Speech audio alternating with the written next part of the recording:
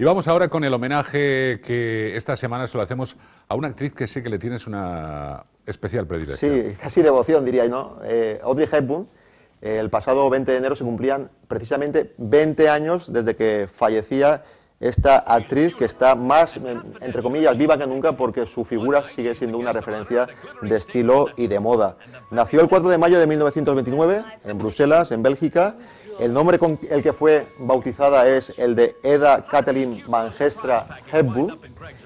Procedía de una familia muy bien situada porque su padre era un banquero británico, su madre era una aristócrata holandesa, y lo que pasa es que muy pronto sus padres se separaron, aunque ella luego se quedó con su madre, pero siempre mantuvo contacto con su padre. Sufrió mucho durante la Segunda Guerra Mundial porque ella vivía en Arnhem, una ciudad muy castigada, si recuerdas, por aquella operación de los aliados, Market Garden, y los nazis se cebaron especialmente en esta ciudad, donde fueron fusilados varios familiares de Audrey, y ella misma pasó mucha hambre, y eso un poco, digamos, que sirvió para modelar su figura.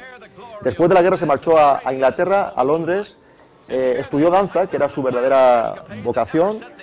Además también ejerció ocasionalmente de modelo, medía unos 67 de estatura, que estaba bastante bien, sobre todo en aquellos tiempos.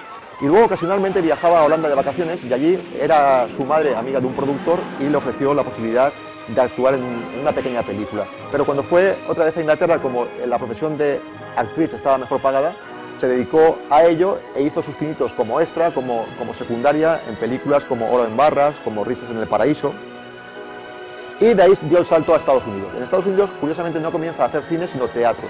Y protagoniza la obra de la autora francesa Colette Gigi. Entonces Gigi no era un musical como ahora, era simplemente una obra de teatro.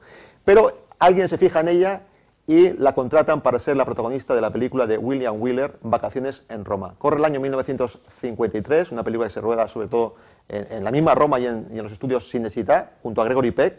Y ahí consigue el Oscar y encandila a todo el público, ¿no? Sobre todo porque además, si no fuera poco con esta película, al año siguiente hace Sabrina, con dos monstruos del cine como Humphrey Bogart, como William Holden, que es todo un triunfo. Incluso muchos recordarán esas zapatillas que se llaman Sabrinas, es porque ella lució unas zapatillas sin tacón en esta película.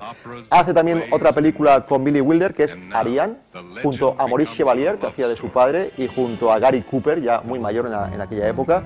Y luego otros films de los años 50 que sirven para encumbrarla son Guerra y Paz, esta creo recordar que es la de Ariane, la que hacía de violinista y se enamoraba de Gary Cooper. Guerra y Paz, junto al que ya era su marido, Mel Ferrer, en el año 56, y junto a Henry Fonda, ahí estamos viendo las imágenes de esta película de Kim Vidor.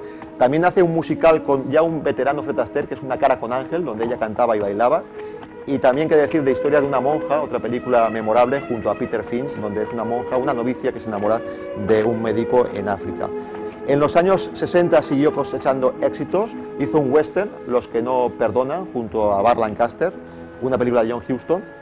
Luego hizo La calumnia con James Garner y con Shirley MacLaine, y también destacó sobre todo en los años 60 por una grandísima película, en el año 61, que fue Desayuno con diamantes, del señor Blake Edwards, aquella película maravillosa donde se consagró con esa imagen que ahora vemos tanto, ese vestido diseñado por Humbert de Givenchy, un diseñador con el que trabajó mucho Audrey Hepburn, o él para ella. Por cierto, un vestido que en el año 2006 se subastó por más de 700.000 euros, dinero que el propietario del vestido hasta ese momento dedicó a una causa benéfica. Una película inmortal. Hizo también Charada, fue la primera colaboración con un director con el que trabajaría bastante, Stanley Donen. Charada era una intriga con toques de humor y de amor, con Cary Grant y Walter Matthau. Ten en cuenta que siempre le ponían actores casi siempre mucho más mayores que ella, ¿no? Hemos hablado de un veterano, Gary Cooper, estamos hablando también de Cary Grant, ya otoñal, de Humphrey Bogart en su momento, en Sabrina. Y ahí no acababa la cosa porque en el año 64 llegaba My Fair Lady también con un veterano ya entonces como era Rex Harrison. Una película musical inolvidable donde sobre ella recayó la polémica de que Julie Andrews, que había hecho ese musical en los escenarios durante muchísimos años, fuera sustituida por Audrey Hepburn. De hecho no la dejaron cantar, aunque ella sí que daba el tono, fue doblada por Manny Nixon. Y la película My Fair Lady, que obtuvo 12 nominaciones a los Oscars y ganó 8, no tuvo ninguna nominación para Audrey Hepburn. Y curiosamente, aquel año que Julie Andrews había sido rechazada para este papel, acabó haciendo Mary Poppins y ganó el Oscar precisamente por Mary Poppins. Luego siguió también tocando la comedia, hizo Cómo robar un millón de William Wyler con Peter O'Toole. Trabajó en Dos en la carretera, otra, mira, ahí estamos viendo Cómo robar un millón. Dos en la carretera, otra película maravillosa del señor Stanley Donen, que hablaba de las diferentes etapas de un matrimonio, donde estuvo con Albert Finney. Se habla de que tuvieron un romance ambos actores durante la película. Y su última nominación al Oscar llegó en el año 67 con otra película estupenda y una de las interpretaciones más esforzadas de Audrey Hepburn, que es Sola en la oscuridad, donde hacía de una ciega acosada por unos personajes muy malvados, entre ellos el personaje que hacía Alan Arkin. En cuanto a su vida personal, hay que decir que se divorció de Mel Ferrer en el año 68, se había casado en el año 53 o 54, luego se casó en el 69 con un médico, con Andrea Dotti, y a partir de los 70 hizo un parón en el cine porque se dedicó a cuidar a sus dos hijos, uno de cada matrimonio, Luca y Sin. Ya en el año 76 volvería al cine con esa maravillosa película también que era Robin y Marian, con Sean Connery y ese Robin Hood ya maduro.